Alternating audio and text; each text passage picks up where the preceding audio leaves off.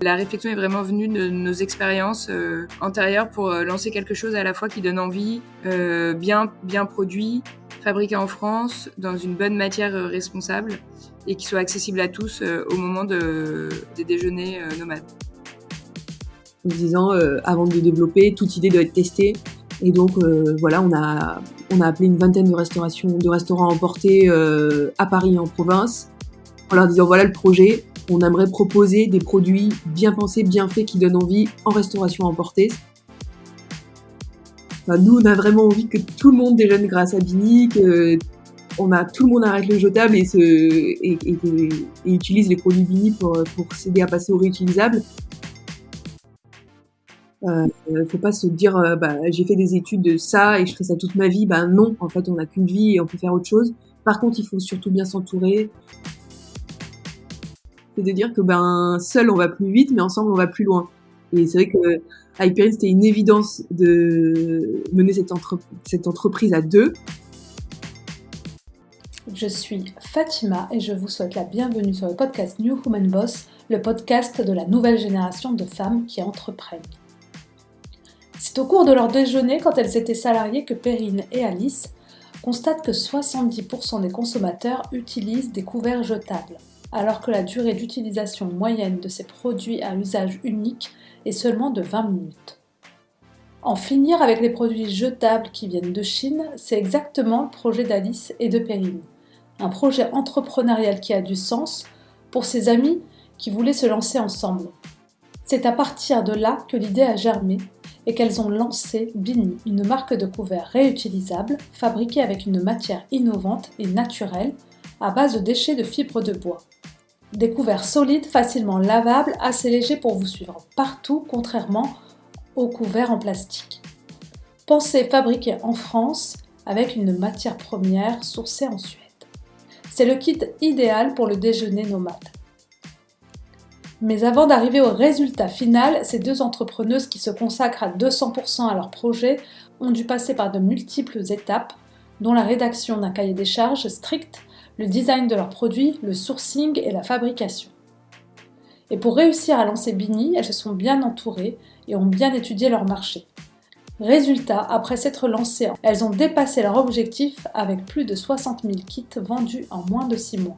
Dans cette interview, vous allez apprendre comment Perrine et Alice ont validé leur product market fit, pourquoi s'entourer dans un projet est décisif pour réussir, l'importance d'une campagne de crowdfunding pour faire connaître sa marque, les difficultés de se lancer sur un marché quand ce n'est pas notre métier. À la fin de l'interview, Perrine et Alice partagent leurs conseils pour celles qui se lancent dans l'entrepreneuriat ou qui le sont déjà. Des conseils précieux et pleins de bon sens que je vous invite à écouter. Je vous invite donc à découvrir les deux fondatrices derrière ce beau projet porteur de sens.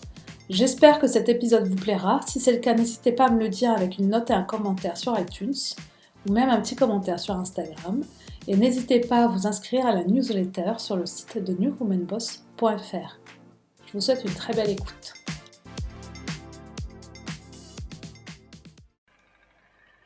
Bien, bonjour Alice, bonjour Perrine. Bonjour Fatima. Je suis ravie de vous recevoir sur le podcast aujourd'hui. Nous aussi, on est ravis d'être là. Merci beaucoup. Pour commencer, je vais vous demander de vous présenter pour celles qui nous écoutent et qui ne vous connaissent pas encore. Je vais laisser la parole à Alice par exemple. Oui, bonjour à tous. Donc, je m'appelle Alice et donc avec Perrine, j'ai cofondé Bini il y a maintenant plus d'1 an. Et voilà, c'est une très belle aventure qu'on mène toutes les deux. Et avant ça, me présenter, c'était aussi me dire qu'est-ce que je faisais avant. Oui, J'ai 35 ans et avant ça, du coup, j'ai travaillé 10 ans dans le domaine juridique en banque privée. D'accord. Dans le domaine juridique. Exactement, ouais. Ça change complètement là, du coup. Oui, exactement. Une reconversion, mais besoin de voir d'autres horizons. D'accord, on va en parler. Et Perrine, moi, donc Perrine, 37 ans. Et avant de rejoindre Alice dans cette belle aventure, moi j'ai fait 10 ans de finance, principalement de la fusion-acquisition. Et donc à force d'accompagner des entrepreneurs dans l'acquisition et la cession de leur société, j'ai eu envie de passer de l'autre côté surtout. Et avec Alice, on s'est retrouvés un peu au bon moment, au bon endroit pour se lancer ensemble sur des bases solides et saines pour lancer Bini.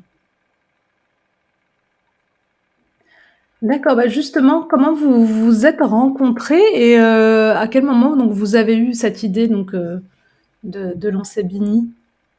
Donc on rappelle, hein, vous avez lancé Bini, donc ce sont des couverts qui sont réutilisables, c'est ça? Bini, Et, et à Bini, quel moment vous êtes rencontrés et comment vous est venue l'idée de Bini? Enfin d'entreprendre déjà toutes les deux. En fait, l'idée de Bini, elle est venue très naturellement avec avec Alice. Perrine, Ah, pardon, il y a un petit Ouais. décalage, non? C'est bon? Non, non, vas-y, vas-y, Perrine. Ouais. Parce qu'en fait, Oui, on t'entend. dans nos activités antérieures, on prenait tous les jours notre déjeuner à emporter.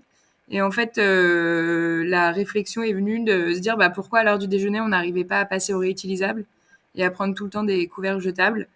Donc, la réflexion est vraiment venue de nos expériences antérieures pour lancer quelque chose à la fois qui donne envie, bien produit, fabriqué en France, dans une bonne matière responsable et qui soit accessible à tous au moment des déjeuners nomades.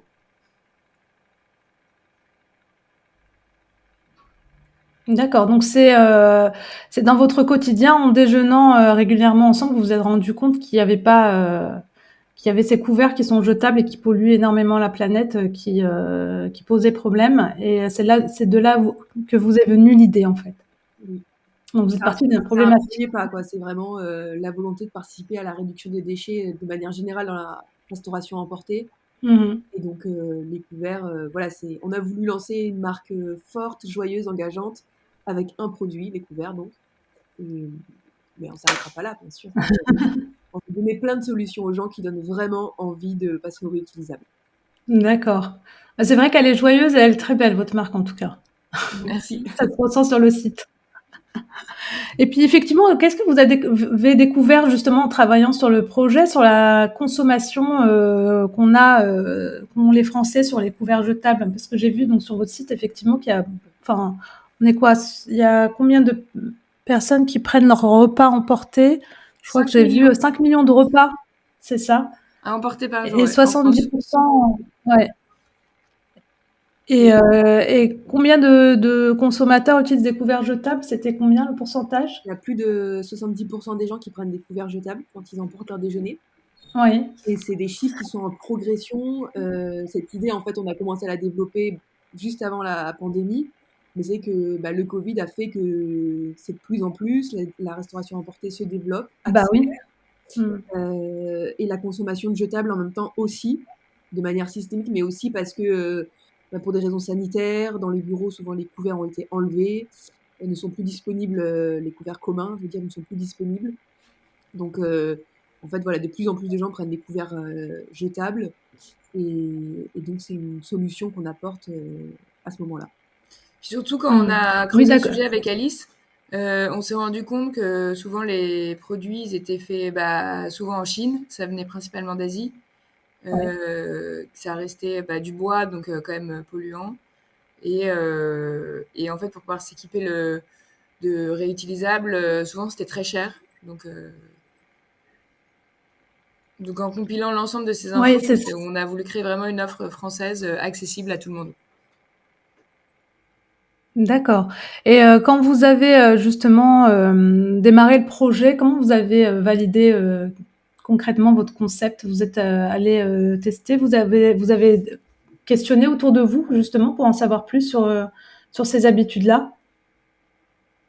Ouais, bien sûr, on a fait ben, une grosse étude de marché. Et ce qui a été aussi la validation définitive, c'est qu'avant de développer notre propre kit avec toute l'équipe derrière qui nous a aidés pour le design, la fabrication, on a fait un test dans des restaurants, grandeur nature, en se disant, avant de développer, toute idée doit être testée.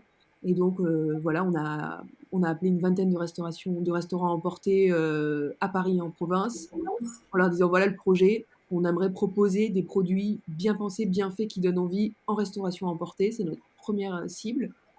Donc, avant de développer nos produits, on aimerait tester l'idée avec vos consommateurs, avec vos clients. Est-ce que vous êtes d'accord? Avec des produits qu'on a trouvés sur le marché qui répondaient pas du tout à tout le cahier des charges qu'on s'était fixé, mais c'était tester l'idée avec peut-être un produit moins bien, mais voir déjà si ça fonctionnait. Et là, on a vu que ça a très, très bien marché. Les gens étaient prêts à s'y mettre, étaient prêts à adopter ce genre de produit. Donc une fois que l'idée était validée, grandeur nature avec des consommateurs en restaurant, ben, on s'est lancé pour le développement de notre propre produit. D'accord.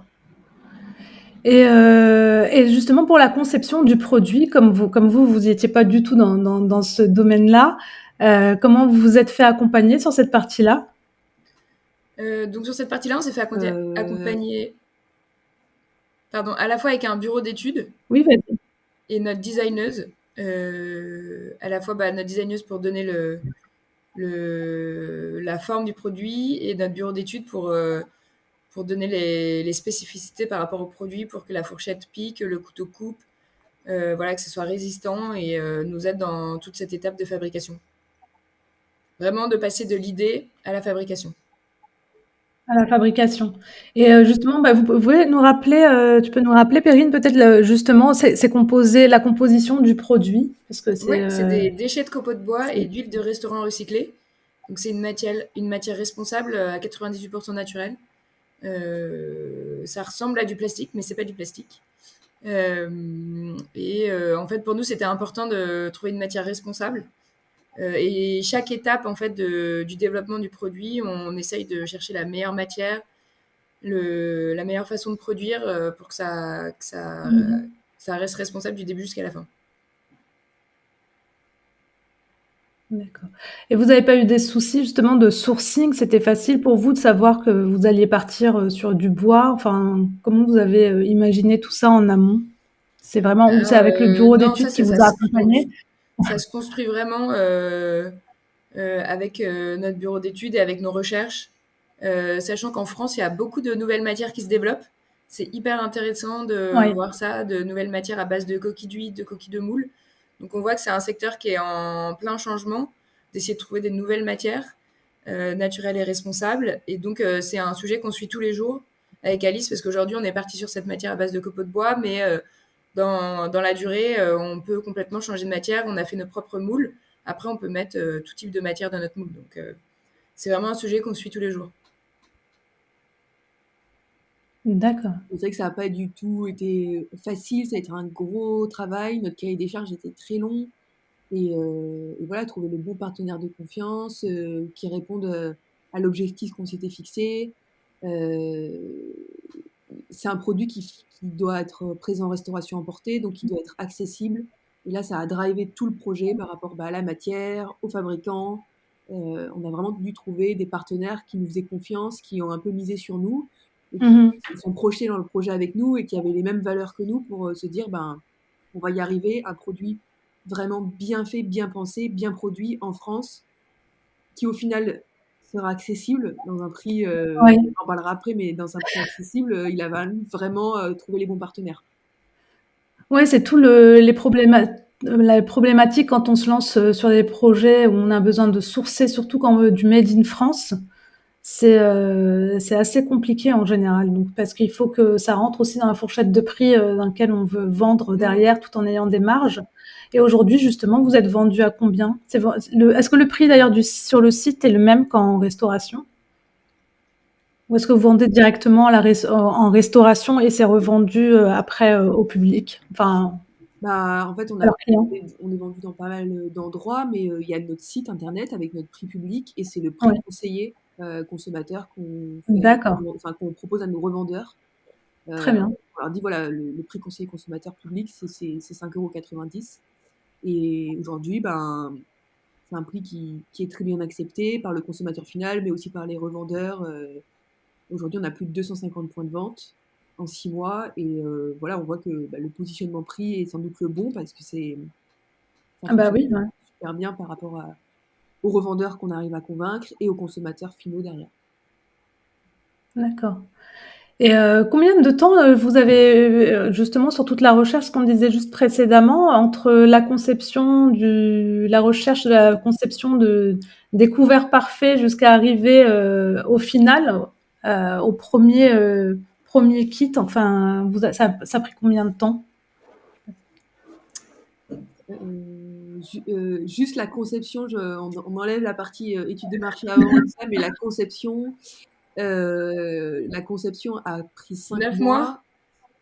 Ouais, enfin conception 5-6 mois et fabrication derrière, encore Ouais, 5 mois. ouais. Donc, en tout, presque 10 mois de conception et fabrication. Ah oui, donc 10 mois, ouais. Ouais. Donc, Vraiment, il y a beaucoup d'étapes. Ça passe d'abord par les intentions, les plans, les impressions 3D, fabrication des moules, test des moules, modification des moules. Enfin, il y a plein de fabrications in fine. Mais c'est un long travail industriel qui est passionnant. Et on a eu des très bons partenaires sur cette partie-là. Mais pour bien faire les choses, il faut prendre le temps. On peut pas aller plus vite. C'est important. ouais, il faut être patient quand quand on se lance. Ouais, ouais. On dirait pas comme ça, c'est des petits couverts, mais ça reste des couverts qui ont été faits une fois de plus, comme disait Perrine, avec nos propres moules, nos propres designs. Donc Ouais, c'est du sur-mesure, hein. c'est du sur-mesure, ouais. Mmh. Faut surtout savoir bien s'entourer de bons partenaires, c'est très important. Mm. Ouais. Ouais, c'est ce qui met le plus de temps à trouver en général, hein. Mm. Donc, ouais. Et justement, c'est quoi les difficultés auxquelles vous avez dû faire face quand vous êtes lancé sur le projet? Enfin, les plus grosses difficultés Les quand on se lance difficultés, il y en comme a ça tout dans le temps, l'entrepreneuriat? Ouais. toutes les semaines, Bah oui, euh, ça j'imagine, mais quand tous les on jours. connaît pas, qu'on a un cahier des charges aussi précis, est-ce qu'il y a il y a des Bah, choses qui la première bloquent? difficulté, c'est qu'on venait pas de ce milieu-là avec Perrine. Donc, franchement, c'est vrai qu'on a été pleine d'envie et aucune inquiétude à se dire, ben, on est capable de le faire. Et ça nous a Ouais, pas fait peur. Par contre, c'est sûr que derrière, ben, un milieu passionnant où il faut tout apprendre. Donc, voilà, on cherche les infos à droite, à gauche, on rencontre des gens, on rencontre des mauvaises personnes, enfin, qui sont pas les bons partenaires. On traverse la France pour eux, puis finalement on se dit, oula, en fait, non, ça va pas du tout le faire. On y allait avec beaucoup d'envie, beaucoup d'espoir. En fait, on se dit, bah non, ça sera pas la bonne personne, en fait. Euh, donc, ouais, c'est ça, c'est quand on s'attaque à on va dire un domaine qui n'est pas forcément le nôtre, enfin, c'est avoir la volonté et ne jamais lâcher pour apprendre tous les jours. Mais nous, on est persuadés que c'est possible. Peut-être que beaucoup de gens diront oui, si vous lancez votre propre entreprise, allez-y sur votre expertise. Mais en l'occurrence, on n'a pas lancé une boîte de conseil financier ou de conseil juridique. Et pourtant, c'est des domaines qui nous servent tous les jours, ce qu'on a appris avant. Mais ouais. on voulait partir dans autre chose. Tu voulais ajouter quelque chose, Perrine, peut-être? Non, c'est parfait. Les C'est difficultés. Et justement, bah, quand vous vous êtes lancé, comment vous avez financé justement votre projet au départ? On l'a financé bah, déjà par des apports personnels, Alice et moi, parce qu'on avait déjà travaillé pendant 10 ans avant. Donc on avait pu mettre de l'argent de côté. Et on a eu de la chance de rencontrer une banque formidable qui a cru en notre projet Mmh. et qui nous a Ah, suivis dès le début. Ouais. ouais, c'est assez rare ça. Ouais. Et on a trouvé un super banquier. On l'avait même pas eu au téléphone, on lui avait même pas encore présenté le projet. En fait, il avait réuni ses équipes en amont. C'était une équipe d'une dizaine de personnes et il avait demandé à son équipe, bah, concrètement, est-ce que c'est quelque chose que vous allez utiliser? Et sur l'équipe, je crois qu'il y avait 9 personnes sur 2 qui ont dit oui. Donc là, il s'est dit, OK, bah, on finance, c'est parti. Et donc, Ah bah, on lui avait même pas présenté le projet encore. Donc, elle était déjà convaincue avant même que ouais, vous lui présentiez le projet. ouais, Puis en plus, comme il avait posé la question en interne, donc il y avait déjà les retours Ouais. des gens qui étaient exactement. prêts à l'acheter, quoi. Donc, Donc ça, c'est pas mal. ça nous a bien aidé, ouais. Ça aussi, c'est vrai qu'on disait tout à l'heure, s'entourer de bons partenaires, c'est vrai à tous les niveaux, mais au niveau financier aussi, c'est important dans la vie d'une entreprise, même si nous, on n'a pas encore beaucoup de recul, mais voilà, après, il y a le financement de départ, et puis il y a le financement de l'activité, il y a le financement du BFR. Donc c'est bien d'avoir un partenaire réactif, avec une communication fluide, qui comprenne le projet, qui a envie de vous accompagner. Mmh. On avance beaucoup plus sereinement, comme ça, en se disant, s'il y a quoi que ce soit, je sais qu'on trouvera des bonnes solutions. Voilà, c'est super Mmh. important de s'entourer. Mm. Mmh. Oui, et justement, et pour faire parler un peu du projet, enfin, ou pour aller chercher des financements, j'ai vu que vous aviez lancé donc là une campagne de crowdfunding sur Ulule. Mm. Donc, vous avez eu C'est des vrai qu'on très n'en a bons pas, résultats. on le compte jamais dans le financement de départ parce que le crowdfunding, ça peut avoir un peu deux objectifs, on va dire. C'est soit Ouais, le financement, enfin, c'est toujours de la prévente, mais c'est soit pour financer la fabrication, soit c'est plus dans l'objectif de faire parler du projet, de commencer à communiquer sur un projet, une marque, donner envie aux gens de nous suivre. ouais. Et c'est vrai que nous, quand on a fait la campagne de crowdfunding, enfin, c'est une surprise pour personne, on avait déjà lancé la fabrication, puisque la campagne était en mars et les produits sont sortis en mai. Donc, ça fait déjà quelques mois que c'était lancé. Mais, euh, mais l'objectif, c'était enfin, nous, on a vraiment envie que tout le monde déjeune grâce à Bini, que tout le monde arrête le jetable et utilise les produits Bini pour s'aider à passer au réutilisable. Donc, quand on a une ambition pareille d'équiper des milliers de personnes, il faut commencer Mhm. à en parler assez tôt. Donc, on s'est Ouais. dit une campagne de crowdfunding. Qui plus est, on était sur la plateforme Ulule, qui est une des premières plateformes françaises à faire du crowdfunding.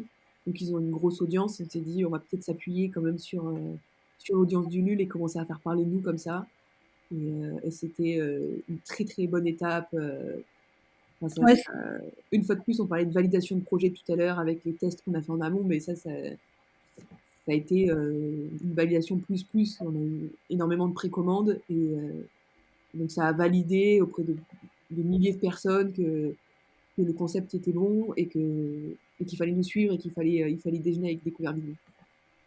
Et puis ça a très bien marché puisque vous avez fait plus de 7000%, je crois. Ouais, on a vendu plus de de- 7000 couverts. Même nous, on se disait avant, bon, qui va acheter, enfin nous on pensait restauration emportée, il y avait pas mal de cibles B2B comme ça, on se disait mais bon, est-ce que les gens vont acheter des couverts sur internet? C'était pas, ça faisait pas D'accord. partie de notre ligne de BP en fait. On n'avait pas, enfin, c'est pas qu'on n'avait pas besoin de ça, mais on s'était dit notre marché on va le trouver ailleurs, les gens ils vont peut-être pas acheter des couverts sur internet, qui plus en précommande. Puis voilà, Et c'est en ça, fait, le crowdfunding, c'est quand même acheter quelque chose où on ne sait pas au bout de combien de temps on va être livré quand même.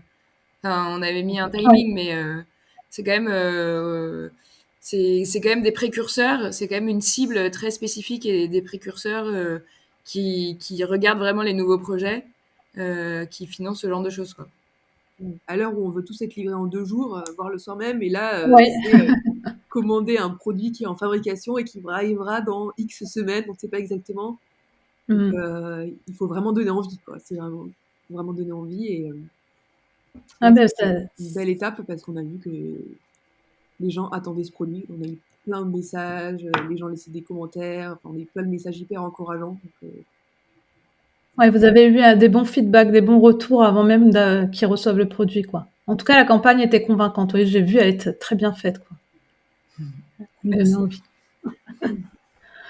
Et justement, bah, tu parlais de B2B. J'imagine quand vous avez travaillé sur votre cible, c'était avant tout donc du B2B. Vous aviez pensé vous pensiez à qui justement? Si vous pouvez en parler un peu plus de votre cible principale. La première cible pour nous, ça a été tout de suite la restauration à emporter. En fait, être là directement au moment où les gens viennent chercher leur déjeuner. Pour nous, c'était vraiment essentiel de se dire qu'en fait, les gens s'équipent au moment où ils achètent leur déjeuner. Parce que Ouais. c'est là où on en a besoin, en fait. Et aujourd'hui, Ouais. typiquement, on est très peu à être directement en relation avec les chaînes de restauration rapide. Et c'était une manière de nous différencier aussi de notre développement, dans notre développement, Mm. d'aller accéder directement les acteurs de la restauration emportée. Donc en fait, c'est très très D'accord. large. C'est un secteur qui est très large et on y va petit à petit.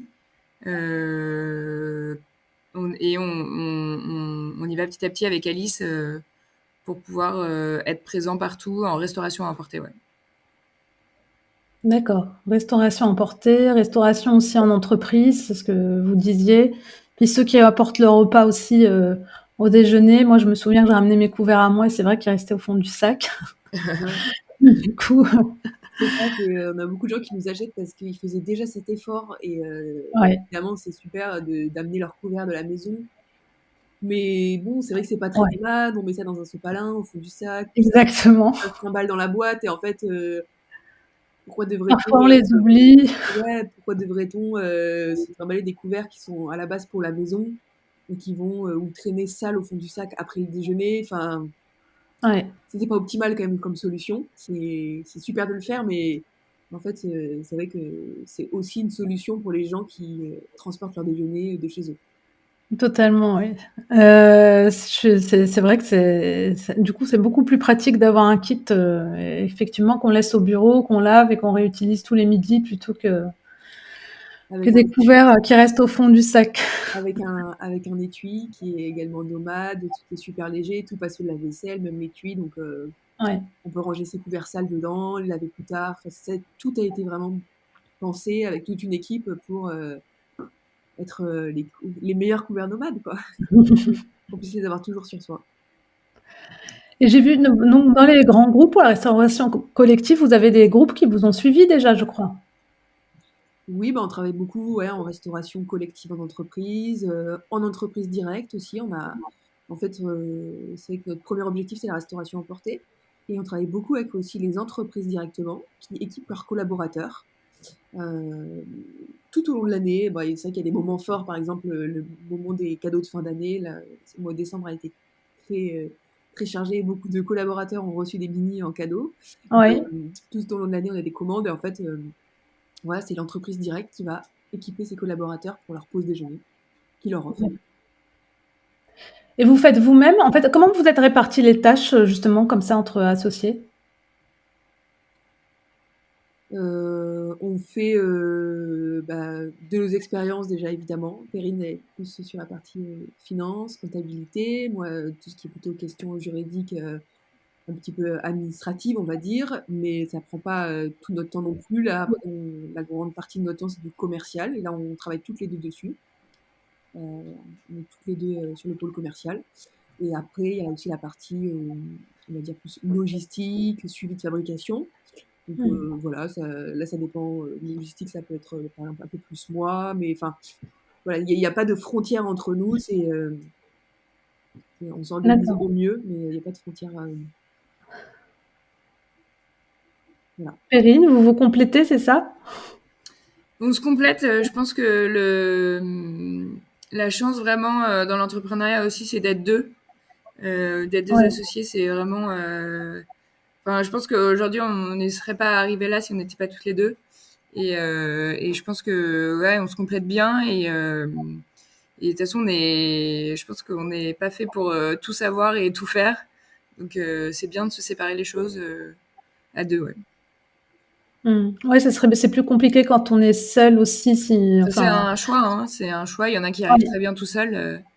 Mais c'est vrai que Mais ne d'être deux, serait-ce c'est que vraiment une pour chance, quoi. échanger, en fait.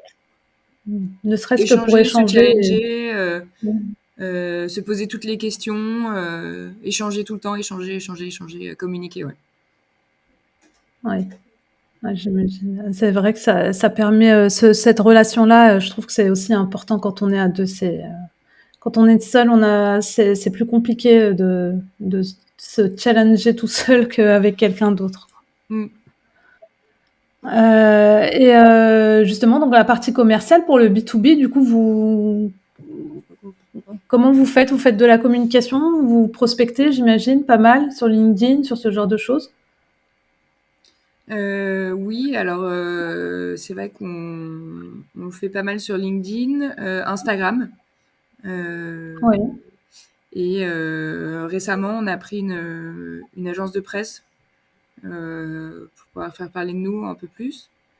Mais le corporate, en fait, c'est vrai que ils arrivent à nous voir en fait le fait d'être distribué en restauration emportée. C'est aussi une bonne visibilité Mmh. pour nous et pour atteindre les personnes qui décident en fait au sein des entreprises qui déjeunent, elles aussi souvent en restauration emportée et donc qui permettent aussi de nous voir, nous voir au moment du déjeuner quoi. D'accord. Et vous utilisez quel levier de communication, pardon? Principalement c'est Instagram et LinkedIn nous. Et notre Instagram site et internet, LinkedIn? ouais. D'accord. Vous faites un peu de pub, non? On fait un peu de pub, ouais. Oui, on fait un peu de pub. Vous savez qu'on est, on est quand même une marque B2C, même si on atteint nos clients finaux par les entreprises, par les restaurateurs, les revendeurs. Mais Mhm. finalement, on est une marque B2C. Et donc, Instagram, Facebook, c'est très, très important pour nous. On fait grandir, c'est long, mais on essaie de faire grandir notre communauté de plus en plus. Et Mhm. donc, ça passe aussi par des ads, ouais. D'accord. Aujourd'hui, ça fait combien de temps du coup que c'est vendu directement en restauration et en B2C, en B2B, en B2C, ça fait 1 an, c'est ça? Ça fait La depuis société a juin. été créée il y a 1 an, mais sinon, ouais, juin. Depuis le mois de juin, d'accord, très bien. Et aujourd'hui, c'est bon, vous avez réussi à peu près à atteindre les objectifs que vous étiez fixés en termes de chiffre d'affaires? Oui, bah, on a même fait plus que prévu. On a déjà vendu D'accord. plus de 60 000 kits en un peu plus de 6 Ah mois. oui, pas mal. Et donc, on se rend compte qu'il y a un vrai marché, donc ça donne envie de continuer à accélérer et d'avancer dans cet univers. Ouais. Ouais, de conquérir Le marché déjà toute la nomade. France, tout le marché nomade, ouais. Et peut-être même plus, non? Vous avez pensé peut-être à international dans quelques années, enfin plus tard? Il y a déjà la France est déjà un bon marché. Déjà, si on arrive à Ouais, bien se positionner sur la France, c'est déjà très bien. On verra plus tard, mais pour l'instant, on se focus sur la France. C'est sûr que enfin, notre projet répond aussi à une réglementation, évidemment, l'interdiction de tous les produits plastiques à usage unique d'ici 2040, c'est une loi française, mais c'est issu d'une directive européenne. Donc, c'est des problématiques qui se retrouvent dans tous les pays, au moins en Europe, pour l'instant. ouais. Mais c'est quand même des accords mondiaux, finalement. Donc, oui, à long terme, ce serait, notre Bini aurait une raison d'être partout. Mais voilà, comme dit Perrine, par étapes, il y a un très gros marché en France. Faisons grossir l'équipe déjà pour pouvoir atteindre tout le monde en France et puis on verra plus tard pour partir à l'étranger. Ouais.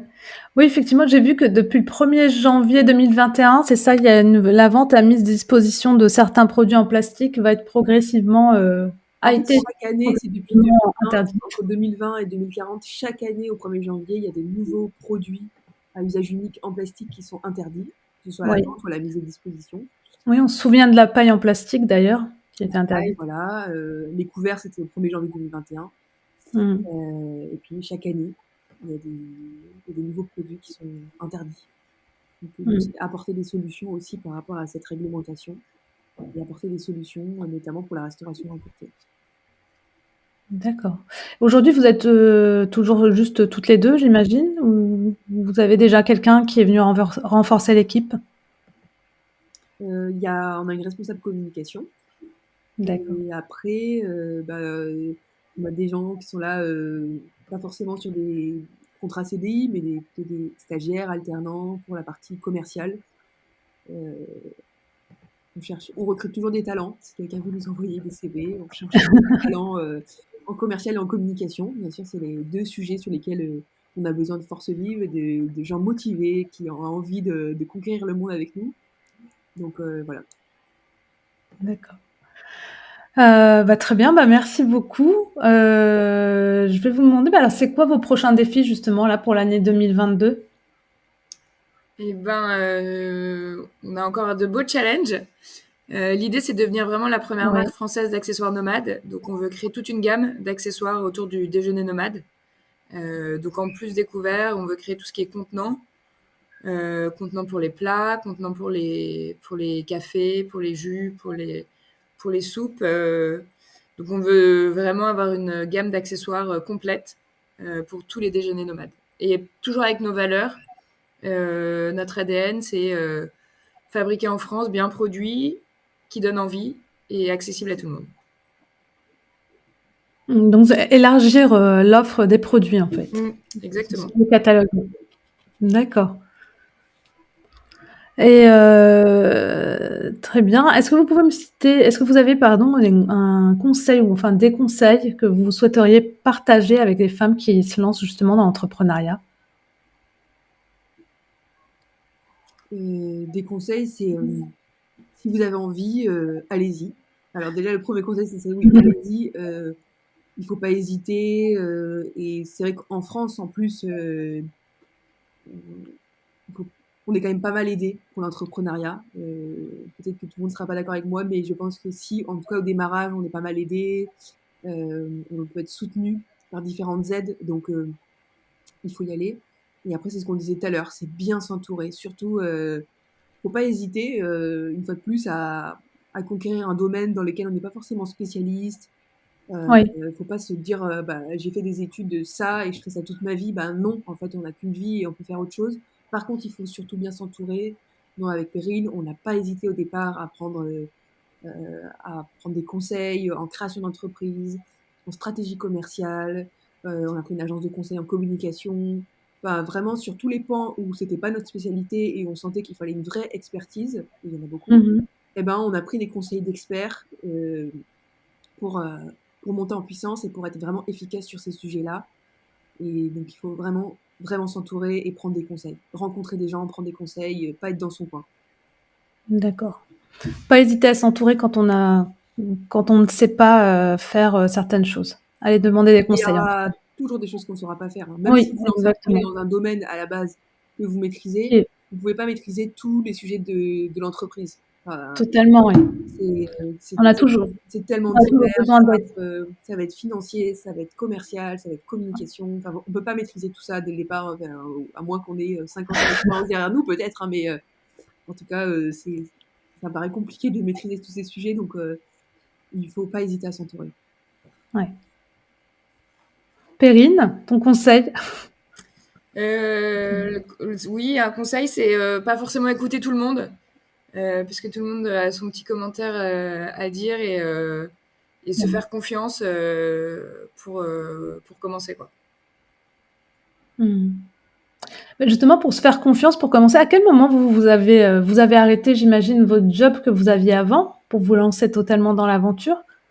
Et vous l'avez fait en même temps? Vous l'avez fait progressivement au fur et à mesure du projet, une fois que vous aviez validé votre marché? À quel moment exactement vous êtes passé vraiment de l'étape je suis salarié, je lance, je réfléchis à un projet, le projet il se concrétise et j'arrête et je me mets à 100% dessus? Non, on a arrêté nos boulots avant de lancer le produit, avant même l'étude de marché. Ah oui, même avant l'étude. Ah oui, donc vous étiez En sûr fait, de. avec Christine, on s'est retrouvés au bon moment, enfin, ça a été vraiment un C'était une alignement. évidence. C'est qu'on a même décidé chacune de quitter nos boulots avant même de savoir qu'on allait travailler ensemble. Mais au moment où on a chacune quitté nos boulots, on s'est parlé et on s'est dit, bah, en fait, on a le même objectif, faisons-le ensemble. C'est un peu peut-être bizarre de dire ça comme ça, que peut-être les gens vont se dire que c'est un peu. Mais c'est vrai, c'est que chacune, on a fait notre cheminement de notre côté. Chacune, on a décidé de tourner une page dans nos vies professionnelles d'avant. Et une fois que c'était fait, on s'est tourné l'une vers l'autre et on s'est dit, bah, on va le faire ensemble.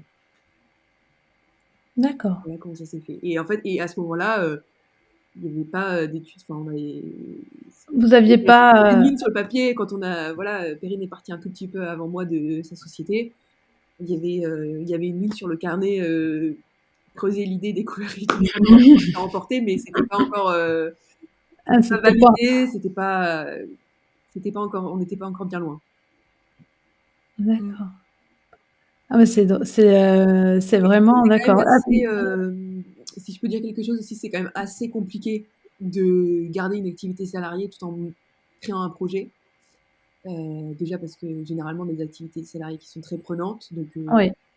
et, euh, et pour l'avoir déjà essayé de le faire avant, quand on est en poste salarié quelque part, si en parallèle on essaie de monter un projet, en fait, dès qu'on va avoir une difficulté un peu trop grosse sur le projet, il va Mhm. rapidement y avoir une fuite de se dire, ben, bon, ben là, en fait, ça va pas marcher, bon, ben, en fait, là, je vois tel obstacle, je pense que c'est pas le bon projet, et en fait, on peut vite abandonner un projet parce que de toute façon, on a le confort d'une situation salariée à côté. Mhm. Alors que quand on est face à son projet et qu'on n'a rien d'autre, on trouve toujours des solutions pour le faire avancer. Ouais. Moi, je Ouais. conseillerais, dans la mesure du possible, si vous avez un projet que vous voulez vraiment le lancer, arrêtez de travailler à côté. Parce que sinon, vous pourrez. C'est bien sûr chacun Ouais. comment il peut, avec voilà, les contrats. Enfin, C'est la première mais difficulté, c'est facile de garder son poste de salarié, c'est beaucoup plus simple, quoi. ouais. Mhm.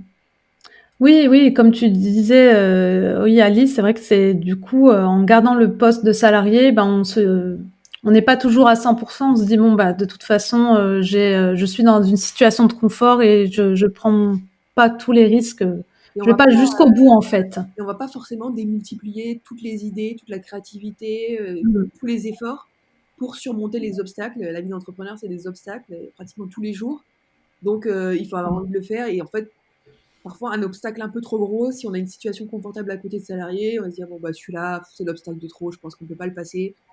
Et on abandonne le projet. Et je crois que bien souvent, ça peut se passer comme ça, si on quitte pas Mmh. une situation de salarié. Ouais.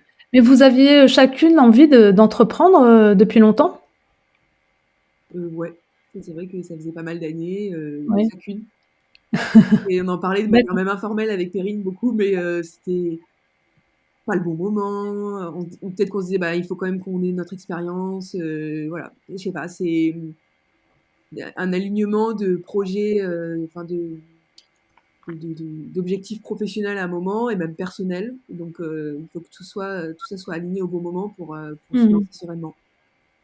Tu avais déjà tenté l'aventure, Perrine, avant, d'entreprendre avant Béni ou pas? Alors j'avais tenté, en fait c'est plus, c'est pas forcément un projet, mais c'est des façons de, c'est pas franchement un projet de boîte, mais c'était plus des projets, on va dire, personnels avant. Enfin, moi, j'ai eu de la chance de faire un VIE à New York pendant 18 mois et j'en ai profité pour créer un blog sur l'entrepreneuriat à ce moment-là. Et j'ai rencontré beaucoup d'entrepreneurs. C'était un peu l'excuse du blog pour pouvoir rencontrer plein d'entrepreneurs et déjà comprendre, essayer de comprendre en fait comment les gens créaient, comment ils scalaient, comment ils faisaient des levées de fonds, comment ils créaient un produit. Euh, et grâce à ça, j'ai pu rencontrer beaucoup d'entrepreneurs et ça m'a donné déjà un peu la fibre entrepreneuriale et les bases à ce moment-là. Ouais. D'accord. Ah, il existe toujours le blog? Non. Non, Ah bah, c'est bien, mais ouais, c'est du coup, génial. Franchement, mais c'est génial de rencontrer d'autres entrepreneurs, du coup, parce que ça t'a donné en tout cas l'envie, et des conseils pour pour ensuite te lancer, en fait. exactement. Ouais, c'était la bonne excuse. C'était la bonne excuse et Ouais. puis surtout des entrepreneurs, enfin français, étrangers. Et, euh, et c'était marrant. Enfin, les entrepreneurs, on les connaissait pas. Et ils nous donnaient rendez-vous au Starbucks du coin et j'avais monté ça avec ma coloc de l'époque. Et je dis mais regarde, il nous a répondu, il nous connaît pas. On le voit au Starbucks la semaine prochaine alors qu'il venait de lever, je sais pas, 20 millions. Donc c'était Ah vraiment ouais, des belles histoires. Ouais, c'était marrant. C'est c'est vraiment c'est drôle. l'esprit un peu Ouais. aussi American Dream où, où les gens se lancent, enfin où les gens se lancent quoi. Donc les gens y vont quoi. Ils y vont et puis ils sont prêts à partager aussi, ça c'est Ouais. génial, quoi. Ils sont Mhm. prêts à partager, tout ce qu'ils ont appris, à donner des conseils, à aider, quoi. Donc c'est vraiment aussi un mouvement, d'entraide et de solidarité. Ouais. Ça c'est génial dans l'esprit entrepreneurial, dans ce sens-là, en tout cas. Complètement. Et est-ce que vous avez, chacune, vous pourriez me citer une femme justement dans le paysage entrepreneurial qui vous inspire? On va commencer par, Perrine. Alors c'est marrant parce qu'hier on en discutait avec Alice. Moi c'est plus entrepreneurial sportif. Donc Ouais, c'est sûr qu'il y a beaucoup de femmes qui nous inspirent tous les jours avec Alice en France ou à l'étranger. Ça c'est génial. On voit que ça bouge quand même pas mal pas mal. et il y en a beaucoup qui nous inspirent dans différents domaines, à la fois enfin politique, enfin entreprise, sportif. Donc on s'inspire beaucoup de toutes ces femmes. Moi, c'est Mmh. plus le côté sportif, on va dire, et international. Donc, il y a Sam Davis qui a quand même fait 3 fois le tour du monde en bateau, qui a fait plusieurs Vendée Globe et surtout, en fait, qui a réussi à se faire connaître sur l'un de ces Vendée Globe avec une très bonne communication. Ouais. Et voilà, et aujourd'hui, elle navigue surtout pour mettre en avant de très belles causes dans la santé. Donc c'est vraiment des projets qui sont inspirants et qui nous aident dans la vie de Bini de tous les jours, quoi. D'accord. Ouais, c'est vrai que c'est une très belle inspiration. Et toi, Alice? Et moi, du coup, j'ai pensé à Catherine Painvin, qui est Ah oui, oui. une On entrepreneuse a assez connue et ouais, elle a monté plein de sociétés. La plus connue, c'est Tartines et Chocolat. tartines et chocolat, oui. Et je me souviens que je l'ai écoutée, la première fois que je l'ai écoutée, c'était il y a peut-être 3 ans. Ça fait pas si longtemps que ça que je la connais, mais et en fait, c'était peut-être au moment où je commençais aussi, moi, à me poser des questions très sérieuses et à commencer à basculer de l'autre côté. Et elle m'a complètement ouvert l'esprit, complètement décomplexé. Quand on écoute Catherine Parvin, j'invite tout le monde. Elle a fait plein de À l'écouter. podcasts, elle a écrit des Ouais. livres, donc il ne faut pas Ouais. hésiter à écouter même un podcast si vous n'avez pas beaucoup de temps. Oui, je l'ai écouté sur celui de Mathieu Stéphanie Oui, de Génération Do It Yourself et c'est pareil. vrai que j'ai adoré son témoignage. C'est incroyable, elle dit que Euh, tout est Incroyable. possible. Aujourd'hui, c'est une personne, je ne pourrais pas dire son âge, je ne sais pas exactement, mais elle doit avoir 70, 75 ans. Ouais, Donc, c'est une des pionnières peut-être de l'entrepreneuriat féminin. Elle a commencé totalement. À 20 ans à monter des boîtes et quand on Et l'écoute, puis elle n'arrêtait pas, hein. elle y va, elle a fait plein de choses différentes et rien ne lui fait peur. Et quand on l'écoute, on se dit que tout est possible.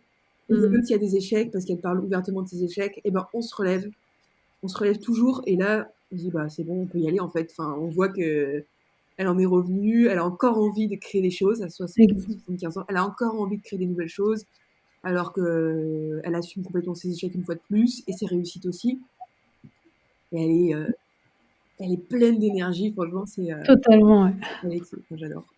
J'adore l'écouter. Ouais, ouais, totalement. C'est vrai qu'elle arrête pas. Donc elle depuis 20 ans, elle ne fait que ça. On sent, elle teste, elle réessaye, elle teste, elle réessaye. Enfin, elle se laisse pas décourager assez facilement. Donc Mm.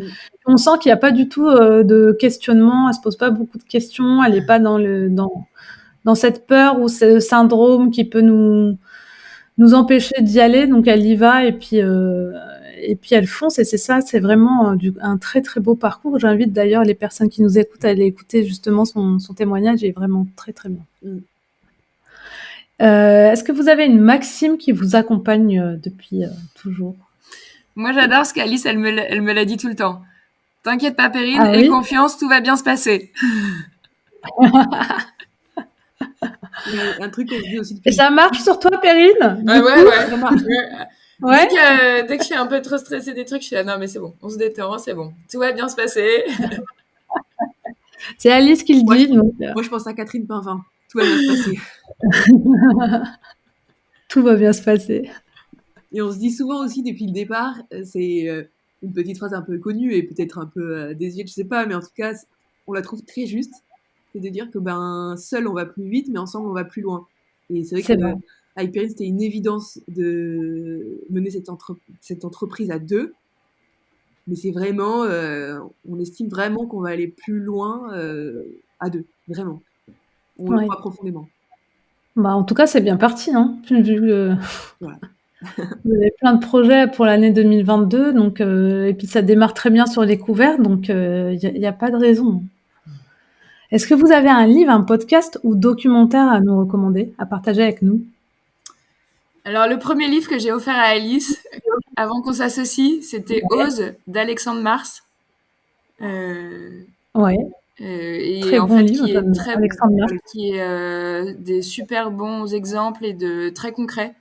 En fait, et c'est très vrai, en fait, tout ce qu'il écrit, c'est super vrai. Et c'est vrai que c'était notre premier livre au départ, ouais.